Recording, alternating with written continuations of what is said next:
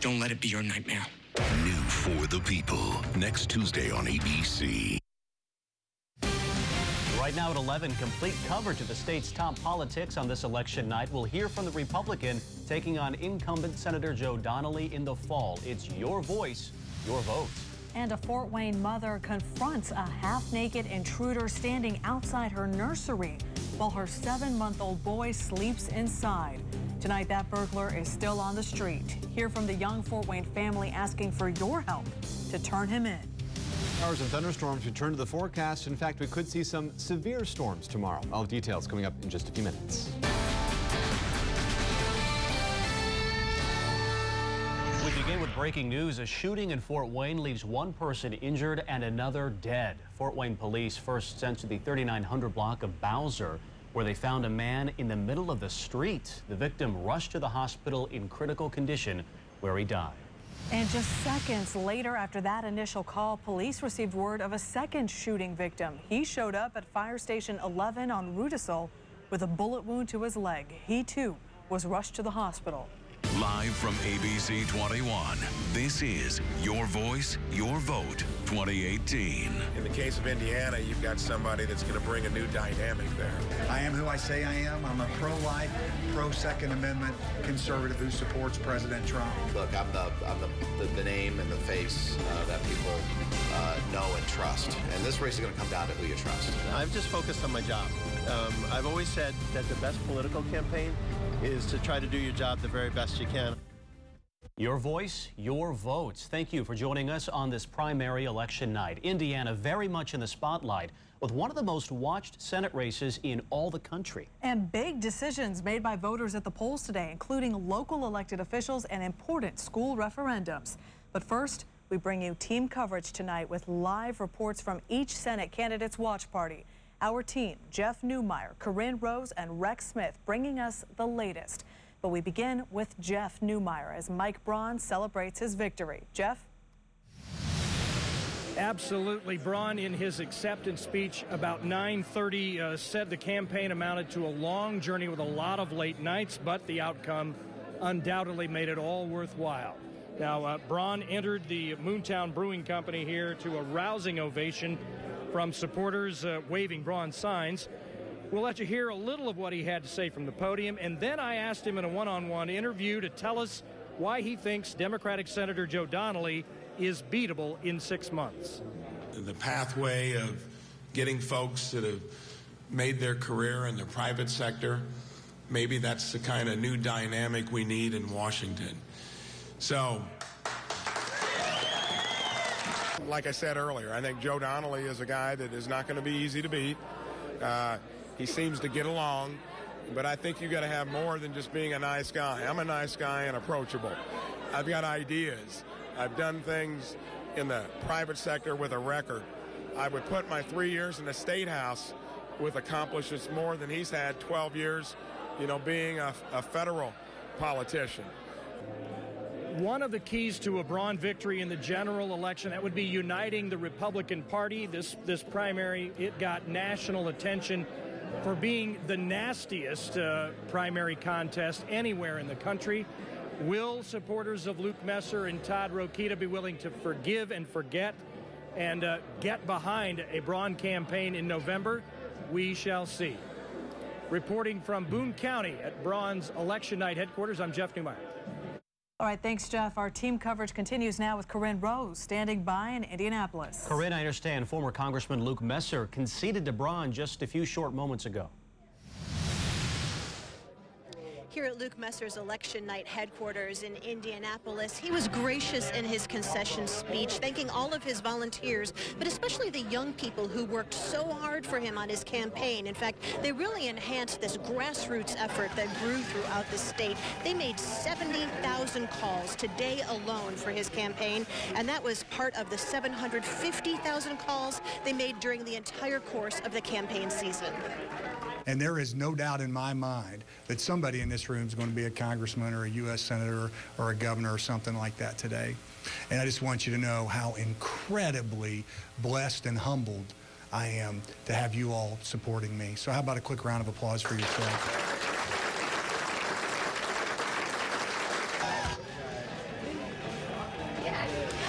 candidate Messer really billed himself as a President Trump supporter, pro-Second Amendment, pro-life, pro-school vouchers. But in the end, it came down to what we assume the voters wanted, which was an outsider to go to Washington, D.C. instead of Congressman Messer or Congressman Rokita. Apparently, they just decided they wanted to uproot what was the establishment and instead send another candidate to face Joe Donnelly in the fall. So reporting live from election night headquarters for the Luke Messer campaign in Indianapolis, I'm Corinne Rose. Back to you. And around the same time, fellow Congressman Todd Rokita also conceded. That's right, our Rex Smith at the watch party. He joins us now with the latest from there. It was a contentious battle that up until this evening seemed like it could have gone in any direction, but tonight it did not go Congressman Todd Rokita's way. For Rokita, his campaign, and his supporters here in Indy tonight, the message was to continue fighting for what you believe in. Rokita even said in his concession speech that's what his entire campaign was about. The congressman even said that he believes we finally have someone in the White House who will fight for Hoosiers. And although he didn't address his future plans once his term in the House is up at the end of the year, Rokita says he will continue to fight for Hoosiers moving forward. This fight is not over, and there will be challenges in the future. But this state and this country are worth fighting for. Thank you. Thank you to the people of Indiana who have given us the opportunity to serve. Rokita also wished Mike Braun the best of luck during his concession speech, and that now, he says, Hoosiers need to focus on beating Joe Donnelly. Of course, we'll have to wait and see how all of that plays out in the general election come November, and of course, we'll continue to follow Rokita's steps as well to see what lies ahead for him. Until then, reporting live in Indianapolis, Rex Smith, ABC 21. Thank you, Rex. Mike Braun's Democratic opponent, Senator Joe Donnelly, formally accepting his nomination for U.S. Senate in really what's a procedural move. Senator Donnelly spoke with reporters tonight, congratulating Mr. Braun for his victory, urging voters to begin thinking about November. And it's going to be a choice. It's a choice about who is going to fight to provide decent and affordable health care for Hoosiers. Who's going to fight to protect our good-paying jobs? Who's going to fight every day for Hoosiers? And additionally, who'll be an independent voice for Indiana? The people of Indiana are my boss, no one else. That's who I work for. For context and perspective now, let's welcome political scientist Andrew Downs of the Mike Downs Center for Indiana Politics at IPFW. We've been watching those campaign ads for months now. It's finally come down to this. What do you think put Mike Braun over the top for the GOP? He did a really good job of labeling himself early on. He didn't let the others do it. He labeled himself as the outsider, the person who was going to fight for working people. And even after Messer and Rokita tried to relabel him, it was too late. He was already defined in the public eye, I think. How much of a challenge is Braun going to be for Joe Donnelly? In many respects, he's probably the best challenger out of the three. And I say that in part because he has that outsider aura around him right now. But he can talk about what he's done as an elected official, either as a school board member or member of the General Assembly. I also think that his approach, his willingness to go directly to the people, and his ability to fund the campaign, certainly going to be helpful. I think we're going to see a campaign where we're wondering who's there for us. They both have already said it, the outsider candidate or the bipartisan candidate.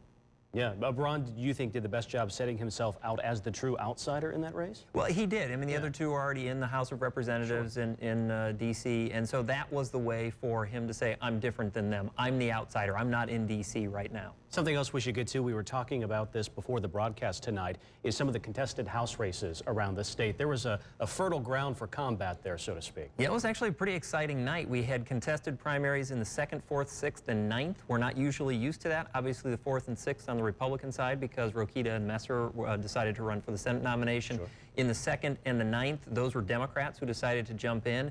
Lots of money flowing into those races. Some interesting results there, maybe not what people were expecting. For example, Steve Braun, that name should be familiar.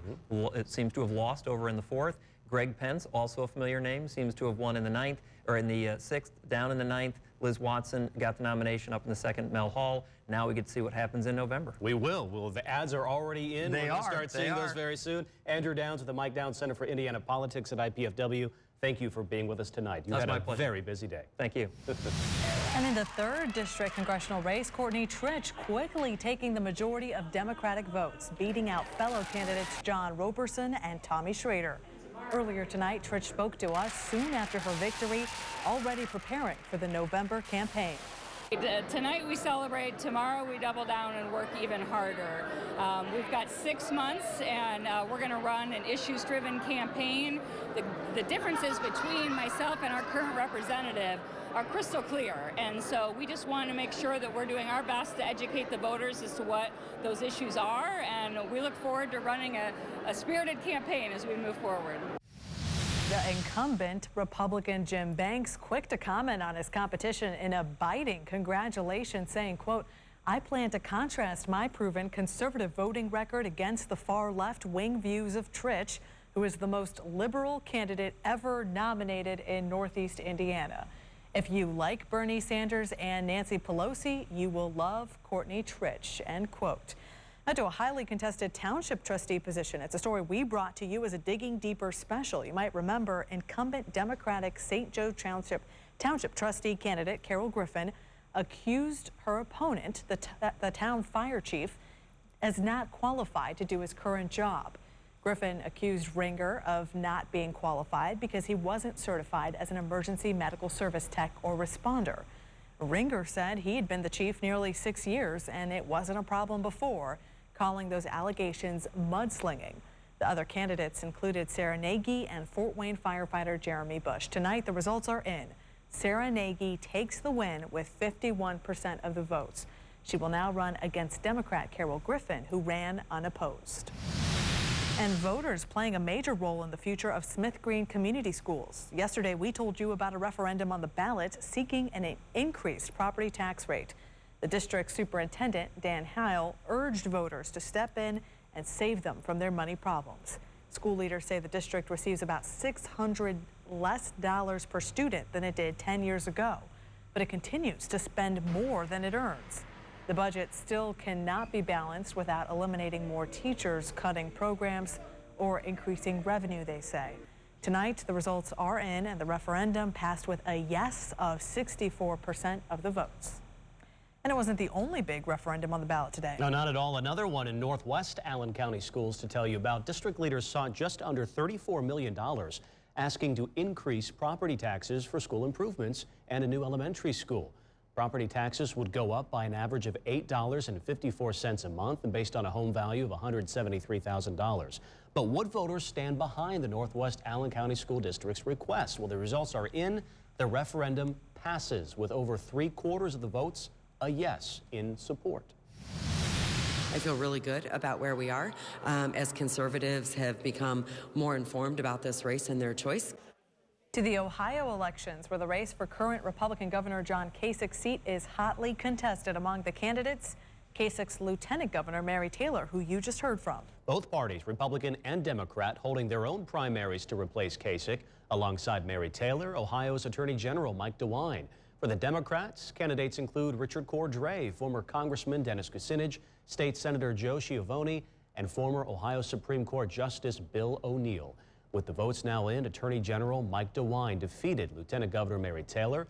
They'll go on to face the Democratic candidate winner, Richard Cordray, who won by 63%. And no, we are not done yet. We have much more results coming up later on, we should say, in the newscast. But first, we want to go back to that breaking news again.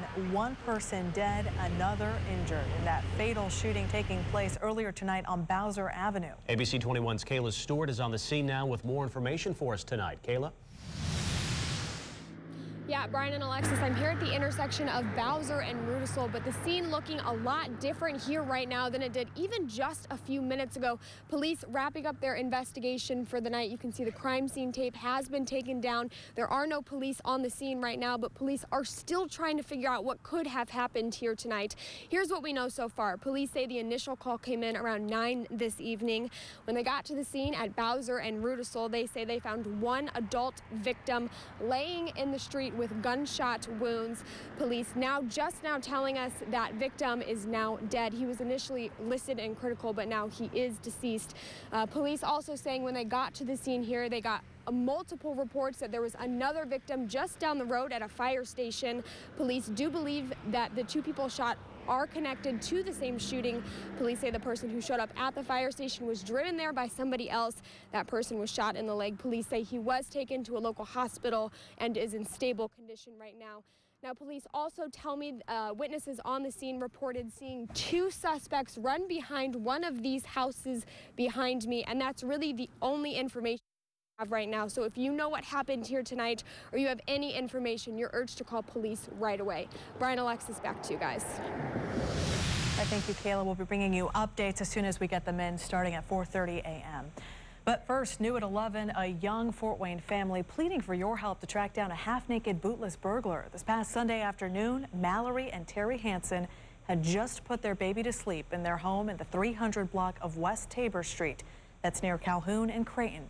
They were outside gardening when their dog started barking. That's when Terry noticed a T-shirt and a pair of boots inside their house that didn't belong to him. Mallory's first thought was their 7-month-old baby. I walked upstairs and wanting to get to my baby, and there was a man standing right outside of his nursery door. So the first initial instinct for me was to scream. I didn't know what to do. You just freeze up in terror. That's when Mallory says the burglar bolted past her and ran off. This is surveillance video captured by their neighbor. The Hansens say they have a message for that suspect. We will have that message and more in our full report tomorrow. In the meantime, if you recognize this man on your screen, call police. Gosh, that story sends shivers down your spine. It really does. Doesn't it? Yeah. It's just got to be a parent's worst nightmare. Unbelievable. Next on ABC 21 News at 11, a story of 2 brothers who weren't getting along. And stay with your weather authority. Chief Meteorologist Matt Leach has our full forecast right after the break. You're watching